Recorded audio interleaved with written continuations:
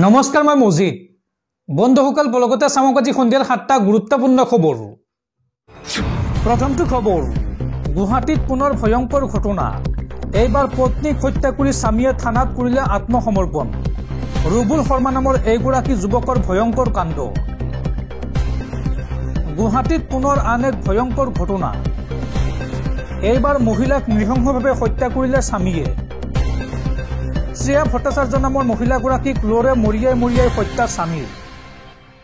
আৰু পত্নীক হত্যা কৰি আৰক্ষীৰ ওচৰত আত্মসমৰ্পণ ৰুবুল শৰ্মাৰ।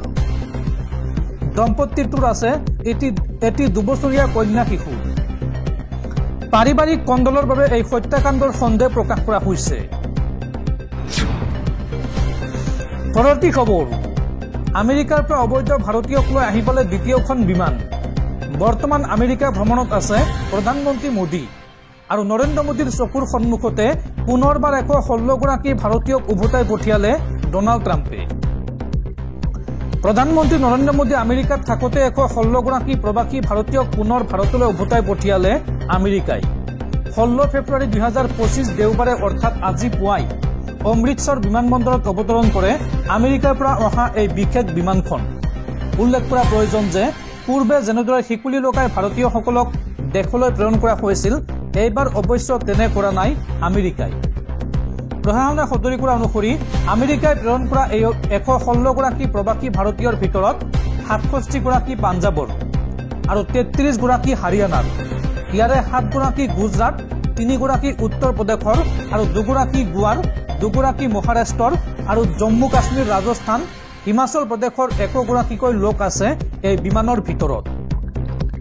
এক বিশেষ সূত্ৰৰ খবৰ অনুসৰি আমেৰিকাই পঠোৱা অবৈধ প্ৰৱাসী ভাৰতীয়ৰ ভিতৰত আছে 4গৰাকী মহিলা আৰু 2গৰাকী নাবালিকা। ইফালে দেওবাৰে সন্ধিয়াৰ ভাগত আমেৰিকাৰ পৰা পুনৰ 157গৰাকী প্ৰৱাসী ভাৰতীয়ক দেশলৈ উভতাই পঠোৱাৰ সম্ভাৱনা আছে। ইফালে নৰেন্দ্ৰ মোদী আমেৰিকাত থাকোতে পুনৰ প্ৰৱাসী ভাৰতীয়ক দেশলৈ উভতাই পঠোৱা কাৰ্য প্ৰত্যক্ষ কৰিছে বিৰোধীয়ে। কংগ্ৰেছ অধ্যক্ষ মল্লিকাৰ্জুন খাৰ্গে এই সন্দৰ্ভত বক্তব্য ৰাখি কয় যে আমেৰিকাই প্ৰৱাসী ভাৰতীয়ক আৱৰ্জনাৰ দৰে ব্যৱহাৰ কৰিছে আৰু প্ৰধানমন্ত্ৰী মোদীয়ে হাঁহিমুখে সেইবোৰ চাই আছে। উল্লেখ কৰা প্ৰয়োজন যে যোৱা শনিবাৰে হোৱাইট হাউচত সংবাদমেল সম্বোধন কৰি অবৈধ ভাৰতীয় প্ৰব্ৰজনকাৰীক ভাৰতে ঘূৰাই ল'বলৈ সাজু বুলি ঘোষণা কৰিছিল প্ৰধানমন্ত্ৰী মোদীয়ে। পৰৱৰ্তী খবৰ, দেশত পুনৰ সংঘটিত হৈছে আন এক ভয়ংকৰ ঘটনা। এইবাৰ মহাকুম্ভ মেলালৈ যাবলৈ ওলোৱা 18জন ভক্তৰ মৃত্যু হৈছে। নতুন দিল্লীৰ ৰেল ষ্টেচনত পদপিষ্ট হৈ মৃত্যু হৈছে এই 18জনকৈ ভক্তৰ। লগতে আহত হৈছে কেইবাজনো লোক। হঠাৎ নিশা লাখ লাখ যাত্ৰীৰ মাজত লাগিল ধোঁৱা ধোঁৱা। চাওঁ আহক এই সন্দৰ্ভত সবিশেষ। নতুন দিল্লীৰ ৰেলৱে ষ্টেচনত ভয়ংকৰ ঘটনা। মহাকুম্ভ মেলালৈ যাবলৈ ওলোৱা ভক্তৰ সৈতে ভয়ংকৰ ঘটনা। লাখ লাখ যাত্ৰীৰ মাজত নিশা লাগিল ধোঁৱা ধোঁৱা। যাত্ৰীৰ ভিৰৰ ঠেলা হেঁচা হৈ 18জন যাত্ৰীৰ মৃত্যু হৈছে। প্ৰয়াগৰাজ এক্সপ্ৰেছেৰে মহাকুম্ভলৈ যাবলৈ ভিৰ কৰিছিল লাখ লাখ যাত্ৰীয়ে। আৰু ৰেলখন প্ৰথমে 14 নং প্লেটফৰ্মত আহিব বুলি ঘোষণা কৰা হৈছিল, কিন্তু হঠাৎ প্লেটফৰ্ম সলনি কৰি 16 নম্বৰ প্লেটফৰ্মত আহিব বুলি ঘোষণা কৰা হৈছিল ৰেলখন। আৰু তাৰ পিছতে লগে লগে যাত্ৰীৰ মাজত দৌৰা দৌৰি লাগিল আৰু ঠেলা হেঁচাত প্ৰাণ গ'ল 18জন যাত্ৰীৰ।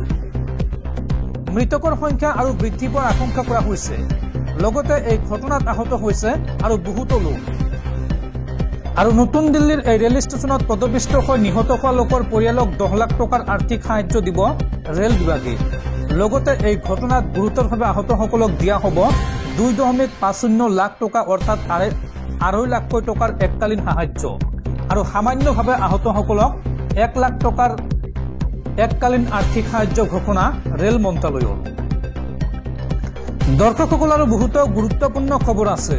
তাৰ আগতে আপোনাক জনাওঁ যে যদি আপুনি এতিয়ালৈকে এইটো ভিডিঅ'ত লাইক কৰা নাই তেন্তে এতিয়াই ভিডিঅ'টোত লাইক কৰি দিয়ক আৰু এনেকুৱা ধৰণৰ ভিডিঅ'সমূহ নিতৌ চাবলৈ চেনেলটো ছাবস্ক্ৰাইব কৰি কাষত থকা বেল আইকনটো প্ৰেছ কৰি ৰাখক। পৰৱৰ্তী খবৰ, স্থানীয় লোকক উচ্ছেদ চলাই আদানীক বৰপীৰা পাৰি দিছে জাতি মাটি ভেটিৰ কথা কোৱা বিজেপি চৰকাৰে। থলুৱা লোকৰ স্বাৰ্থক বিঘ্নিত কৰি পুনৰ গৌতম আদানীক অসমৰ 1000 বিঘা মাটি গটোৱাৰ যোজনা ৰাজ্য চৰকাৰৰ। ডিমা হাছাওৰ ৯,০০০ বিঘা মাটিৰ পিছত এইবাৰ পলাশবাৰীৰ ১,০০০ বিঘা মাটি গৌতম আদানীক গটোৱাৰ যোজা ৰাজ্য চৰকাৰৰ আৰু ইয়াৰ বিৰুদ্ধে ৰাজপথলৈ ওলাই আহিছে শ শ জনতা।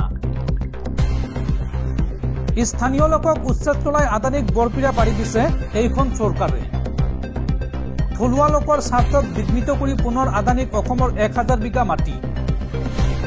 ডিমা হাছাওৰ ৯,০০০ বিঘা মাটিৰ পিছত এইবাৰ পলাশবাৰীৰ ১,০০০ বিঘা মাটি গৌতম আদানীক দিয়াৰ যোজা ৰাজ্য চৰকাৰৰ, যাৰ বাবে গুৱাহাটীৰ নাতিদূৰৰ পলাশবাৰীত থলুৱাক উচ্ছেদ চলাব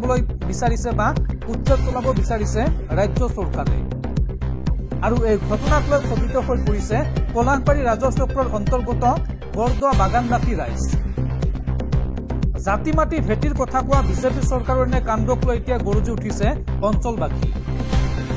বহিৰাগত বণিক গোষ্ঠীক অসমৰ ভূমি গতাই দিবলৈ লোৱাৰ কাৰ্যৰ বিৰোধিতা স্থানীয় লোকৰ। চৰকাৰৰ উচ্চপদস্থ বিষয়াই উচ্ছেদ চলাবলগীয়া ভূমিৰ পৰ্যবেক্ষণ কৰাৰ পিছতেই ঘটনাস্থলীত উত্তপ্ত পৰিস্থিতি।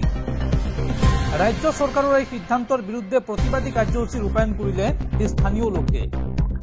আৰু চৰকাৰৰ এই প্ৰচেষ্টাক যিকোনো মূল্যৰ বিনিময়ত প্ৰতিহত কৰাৰ হুংকাৰ প্ৰতিবাদী লোকৰ। পৰৱৰ্তী খবৰ, ৱাকফ বিধেয়কক লৈ কেন্দ্ৰীয় চৰকাৰৰ বিশদ ঘোষণা। দেশৰ দুখীয়া মুছলমানৰ কল্যাণৰ বাবে অনা হৈছে ৱাকফ বিল। আৰু কিং মেকাৰ নীতিশ কুমাৰ আৰু চন্দ্ৰবাবু নাইডুৱেও সমৰ্থন কৰিছে এই ৱাকফ বিধেয়কৰ। ৱাকফ বিধেয়কক লৈ এই মন্তব্য কেন্দ্ৰীয় মন্ত্ৰী কিৰেণ ৰিজিজুৰ। দেশৰ দুখীয়া মুছলমানৰ কল্যাণৰ বাবে অনা হৈছে ৱাকফ বিল। কিং মেকাৰ নীতিশ কুমাৰ আৰু চন্দ্ৰবাবু নাইডুৱেও সমৰ্থন কৰিছে ৱাকফ বিধেয়কক। আৰু একাংশ মুছলমান সাংসদেও সমৰ্থন কৰিছে ৱাকফ বিলৰ। বিশ্বৰ সৰ্বাধিক মুছলমান হয়তো ভাৰততে আছে। আৰু ভাৰতৰ সকলো মুছলমানৰ যত্ন লোৱাটো আমাৰ দায়িত্ব। এই মন্তব্য কেন্দ্ৰীয় মন্ত্ৰী কিৰেণ ৰিজিজুৰ।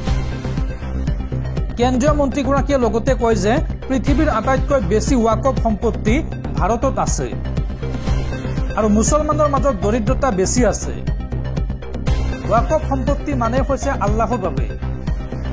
ৱাকফ বিলক লৈ সংখ্যালঘু পৰিক্ৰমা মন্ত্ৰী কিৰেণ ৰিজিজুৰ এই মন্তব্য। পৰৱৰ্তী খবৰ, নিযুক্তিৰ ক্ষেত্ৰত আৰু এখোজ আগবাঢ়িল ৰাজ্য চৰকাৰ। আজি শংকৰদেৱ কলাক্ষেত্ৰত অনুষ্ঠিত হয় ৰাজ্য চৰকাৰৰ নিযুক্তি পত্ৰ বিতৰণ অনুষ্ঠান। সংযুক্ত প্ৰতিযোগিতামূলক পৰীক্ষা 2023ত উত্তীৰ্ণ প্ৰাৰ্থীক দিয়া হয় নিযুক্তি পত্ৰ। মুখ্যমন্ত্ৰীৰ উপস্থিতিত আনুষ্ঠানিকভাৱে প্ৰদান কৰা হয় এই নিযুক্তি পত্ৰসমূহ। মুঠ 564জন প্ৰাৰ্থীক প্ৰদান কৰা হয় নিযুক্তি পত্ৰ। আৰু এই অনুষ্ঠানত ধনুবিদ জয়ন্ত তালুকদাৰক উপ আৰক্ষী অধীক্ষক অৰ্থাৎ DSP পদত নিযুক্তি দিয়ে ৰাজ্য চৰকাৰে। লগতে কৰ্মচাৰী গৃহ আৰু ৰাজনৈতিক বিত্ত বিভাগত নিযুক্তি পত্ৰ বিতৰণ কৰা হয়। আবকাৰী পঞ্চায়ত আৰু গ্ৰামোন্নয়ন বিভাগত নিযুক্তি পত্ৰ বিতৰণ কৰা হয়। নিযুক্তি পত্ৰ বিতৰণ কৰা হয় শ্ৰমিক কল্যাণ, সমবায়, ৰাজহ আৰু দুৰ্যোগ বিভাগত। লগতে পশুপালন, জনস্বাস্থ্য কাৰিকৰী আৰু সাংস্কৃতিক পৰিক্ৰমা বিভাগত নিযুক্তি দিয়া হয় বহুকেইজন ব্যক্তিক। পৰৱৰ্তী খবৰ, সাৱধান গুৱাহাটীবাসী, কিমান সুৰক্ষিত আপোনাৰ ঘৰখন। গুৱাহাটী মহানগৰীত ভয়াৱহভাৱে বৃদ্ধি পাইছে চোৰৰ সন্ত্ৰাস। 1 জানুৱাৰীৰ পৰা আজি পৰ্যন্ত গুৱাহাটীত 987টা চুৰিৰ গোচৰ ৰুজু হৈছে।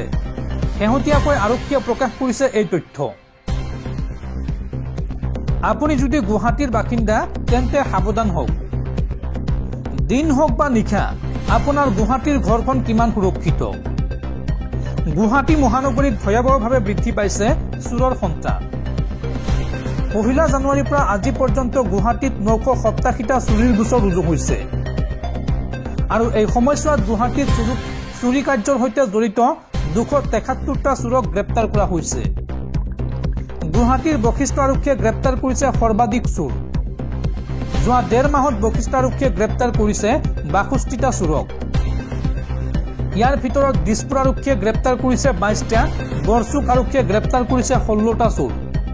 লগতে চানমাৰী থানাৰ অন্তৰ্গত অঞ্চলত 25টা আৰু হাতীগাঁৱত 15টা চোৰক গ্ৰেপ্তাৰ কৰা হৈছে। শেহতীয়াকৈ মহানগৰ আৰক্ষীয়ে প্ৰকাশ কৰিছে এই তথ্য।